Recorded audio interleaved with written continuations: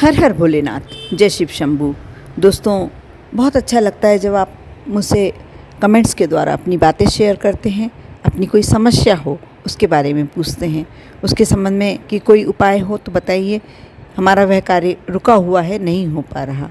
आप में से ही किसी ने कमेंट्स में पूछा है कि कोई विवाह संबंधी, यदि बच्चों का विवाह नहीं जम पा रहा हो तो उसके संबंधी कोई उपाय बताएं जिससे हमारा ये कार्य जल्दी हो जाए।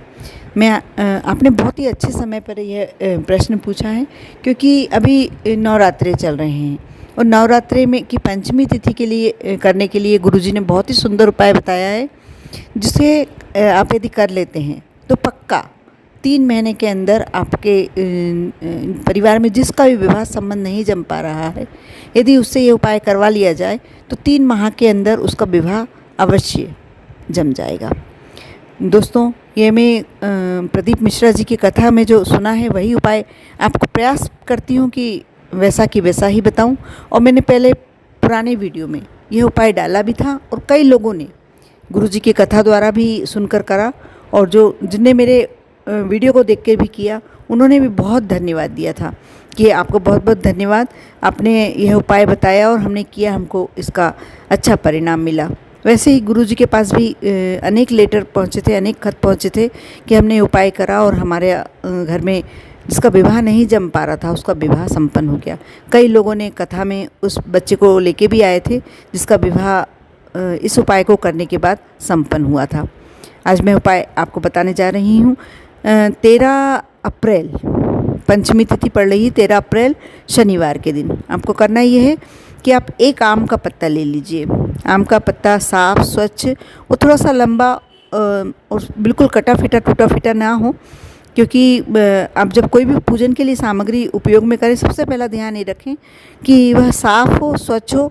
साफ़ स्वच्छ तो आप घर में धोकर भी कर सकते हैं, लेकिन टूटा फिटा भी नहीं होना चाहिए।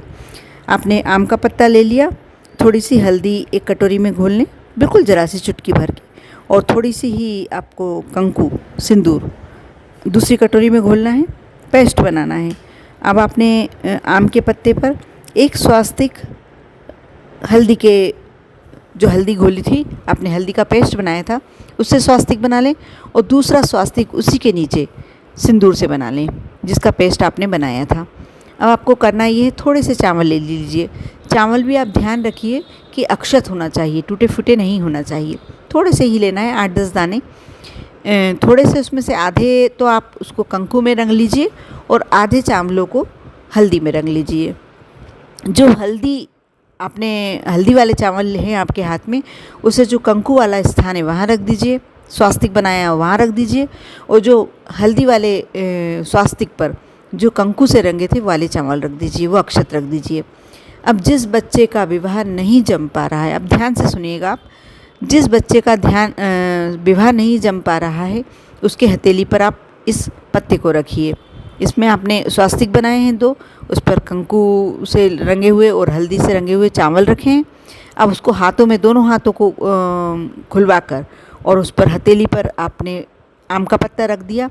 अब वह बच्चा अपना नाम और गोत्र बोलते हुए, मन में ये कामना करते हुए कि मेरा शीघ्र विवाह संपन्न हो जाए, नीम के वृक्ष के नीचे ये आम का पत्ता रख दे।